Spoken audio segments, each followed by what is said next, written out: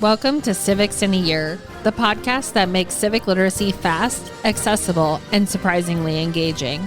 In just 10 minutes an episode, we'll tackle one of 250 essential questions about American democracy, how it works, why it matters, and what it means for you.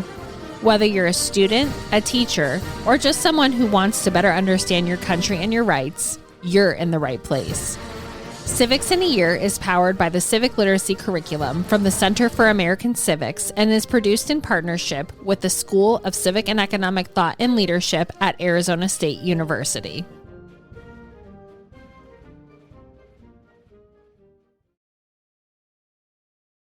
In 1941, the United States stood at a crossroads. War had been raging in Europe and Asia for years. Nazi Germany was advancing across the continent. Great Britain stood alone. Japan was expanding aggressively in the Pacific. And yet the U.S. was not at war. For many Americans, the memory of World War I was still fresh. There was deep skepticism about getting involved in another global conflict. Congress had passed the Neutrality Acts through the 1930s to keep the U.S. out of foreign wars. But by the end of 1941, everything would change. In this episode, we're going to look at three key moments that explain how and why Franklin Roosevelt's Four Freedom speech, the Lend-Lease Act, and the declaration of war after Pearl Harbor. Together, these will help us understand not just when the United States entered World War II, but why. Let's begin before the United States officially enters the war. On January 6, 1941, President Franklin Delano Roosevelt delivered his State of the Union address to Congress. At this point, the U.S. is still neutral, but Roosevelt is increasingly concerned about the threat posed by the Axis powers. In this speech, he reframes the conflict in a powerful way. He says, "In the future days, we will seek to make secure. We will look forward to a world founded upon four essential human freedoms." Then he goes ahead and he defines these freedoms. He says, the first is freedom of speech and expression everywhere in the world. The second freedom of every person to worship God in his own way everywhere in the world. The third is the freedom from want. The fourth freedom is the freedom from fear. This is a critical shift. The first two freedoms echo rights already protected by the Bill of Rights. But the last two expand on the idea of freedom beyond traditional civil liberties. Roosevelt continues, freedom from want means economic understandings which will secure every nation a healthy, peacetime life for its inhabitants. He goes on to say, freedom from fear means a worldwide reduction of armaments so that no nation will be in a position to commit an act of physical aggression against any neighbor. Roosevelt's doing something significant here. He's not just talking about American security. He's arguing that these freedoms should really exist everywhere. This transforms the war from a distant conflict into a moral struggle about the future of the world. Just a few months later, Congress passes the Lend-Lease Act in March of 1941. This law allows the U.S. to provide military aid to countries whose defense Roosevelt considers vital to American security. At this point, Great Britain is under constant attack. The Soviet Union will soon be invaded by Germany, and these nations need supplies, weapons, and support. Roosevelt explains the policy in a fireside chat. He says, "Suppose my neighbor's home catches fire. If he can take my garden hose and connect it up with his hydrant, I may help him to put out his fire." He continues, "Now what do? I don't say, 'Neighbor, my garden hose cost me $15. You have to pay me $15 for it.' I lend it to him." This analogy makes the policy understandable to everyday Americans. The United States is not yet fighting, but it's no longer neutral in any meaningful sense. Roosevelt also makes it clear what's at stake.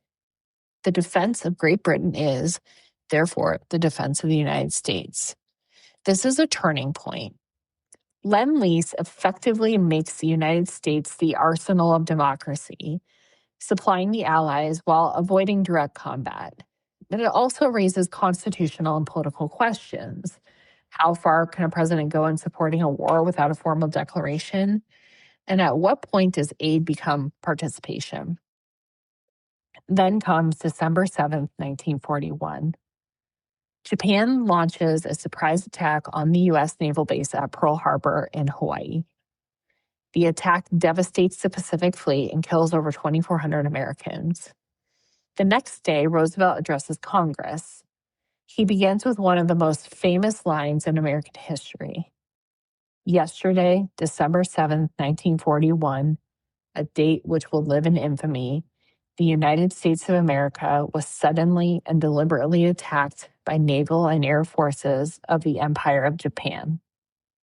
He emphasizes the nature of the attack. The United States was at peace with that nation, and at the solicitation of Japan, was still in conversation with its government, looking toward the maintenance of peace in the Pacific.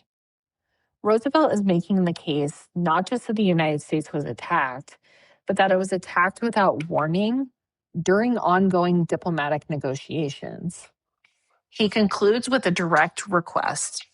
I ask that Congress declare that since the unprovoked and dastardly attack by Japan, a state of war has existed between the United States and the Japanese Empire. Congress responds almost immediately. The vote in the House is 388 to 1, and in the Senate, it's unanimous. This is a constitutional moment. Article 1 of the Constitution gives Congress the power to declare war, and we see here that it's exercised clearly and decisively. Within days, Germany and Italy declare war on the United States, and the U.S. responds in kind. The United States is now fully engaged in the Second World War. When you put these three pieces together, you can see a clear progression. The four freedoms define what's at stake. The Lend-Lease begins active support for those fighting for those ideals. And the declaration of war marks the moment when the United States commits fully after being directly attacked. This raises important questions that still matter today. What justifies entering a war? How should a democracy respond to global threats? What roles do President and Congress each play in that decision? By the end of 1941, the United States had moved from cautious neutrality to full participation in global war. But that shift did not just happen overnight. It was shaped by presidential leadership, congressional action, and a changing understanding of what freedom meant in a dangerous world. Roosevelt's words helped define that vision. Congress's actions made it real. The events of December 1941 made it unavoidable. Thanks for joining me on today's episode of Civics in a Year. Thanks for joining us on another episode of Civics in a Year. If you enjoyed this episode, be sure to subscribe and share it with someone who cares about a constitutional republic as much as you do. For more episodes, resources, and updates, follow us on social media or visit us at civics.asu.edu. Make sure to check out the show notes for any relevant links. Special thanks to the United States Marine Band for their performance of the Stars and Stripes Forever. Let's keep building a stronger constitutional republic, one episode at a time.